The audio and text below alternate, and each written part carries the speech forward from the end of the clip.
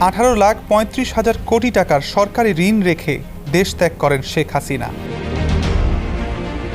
দেশি ও বিদেশি উৎস থেকে এই ঋণ নেওয়া হয়েছে।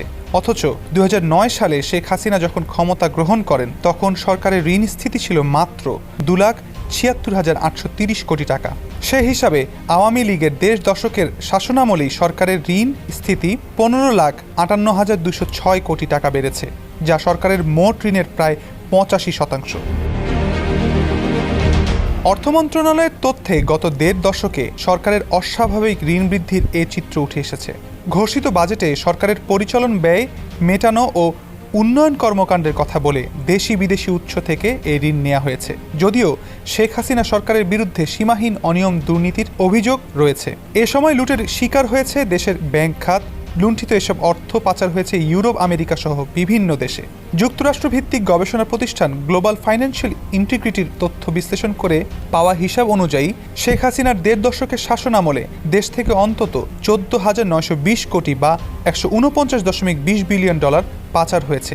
বাংলাদেশি মুদ্রায় পাচারকৃত অর্থের পরিমাণ দাঁড়ায় অন্তত 17,60,000 কোটি টাকা। যদিও বর্তমানে বাংলাদেশের ব্যবহারযোগ্য নিট রিজার্ভ রয়েছে $16 বিলিয়ন কম।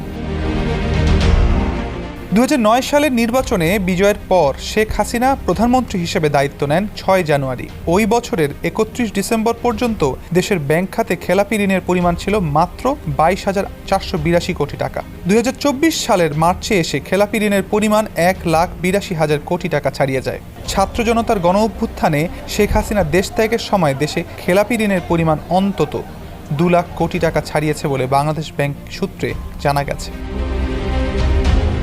দেশের ব্যাংক খাতের নিয়ন্ত্রক সংস্থা হলো বাংলাদেশ ব্যাংক। খোদ বাংলাদেশ ব্যাংকের নেতৃস্থানীয় কর্মকর্তারাই বলছেন, ব্যাংক খাত লুণ্ঠনে কেন্দ্রীয় ব্যাংককে সহযোগীর ভূমিকায় পালনে বাধ্য করা হয়েছে। গণমাধ্যম কর্মীদের সঙ্গে বৈঠকে বাংলাদেশ ব্যাংকের 4 ডেপুটি গভর্নরও স্বীকার করে বলেছেন, দায়িত্ব পালনে আমরা ব্যর্থ হয়েছি। চাকরি বাঁচানোর স্বার্থে অর্পিত দায়িত্ব আমরা পালন করতে পারিনি।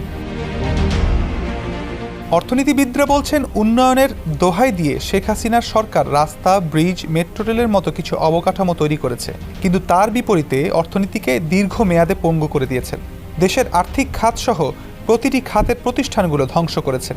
জরুরি ভিত্তিতে অর্থনীতিকে টেনে তোলার ও কার্যকর সংস্কার করা সম্ভব না হলে বাংলাদেশের সামনে ভয়াবহ পরিস্থিতি অপেক্ষা করছে।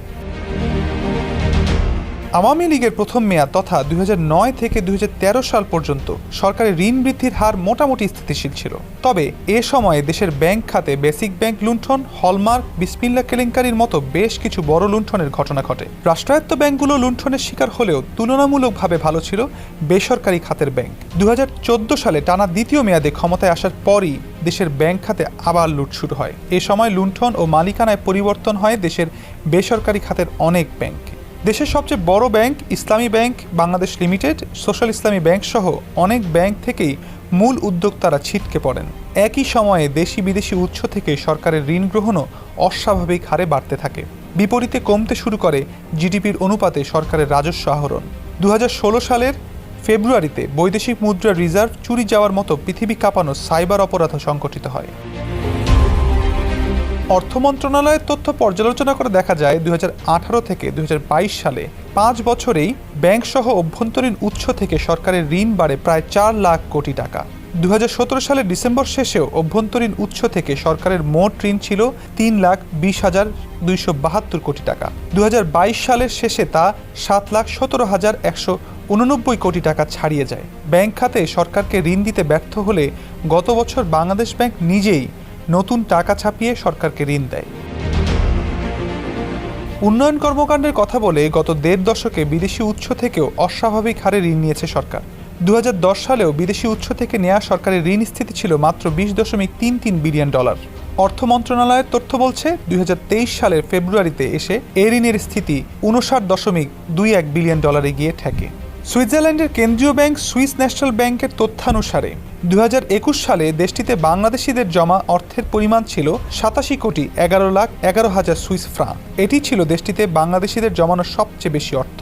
এরপর থেকে আমানতের পরিমাণ কমতে থাকে। 2022 সালে সুইস ব্যাংকে বাংলাদেশিদের জমাকৃত আমানতের পরিমাণ ছিল 5,52,11,000 সুইস ফ্রাঙ্ক এবং 2023 সালের শেষে এটি নেমে এসেছে 1,77,12,000 সুইস ফ্রাঙ্কে। সংশ্লিষ্ট সূত্র বলছে, বাংলাদেশের গণতন্ত্র ও সুষ্ঠু নির্বাচন ইস্যুতে কয়েক বছর ধরে যুক্তরাষ্ট্রসহ ইউরোপিয়ান ইউনিয়নের সঙ্গে বাংলাদেশ সরকারের সম্পর্কের অবনতি ঘটে। এর পরিপ্রেক্ষিতেই সুইস ব্যাংকগুলো থেকে বাংলাদেশি পাচারকারীরা অর্থ অন্য গন্তব্যে সরিয়ে নেয়।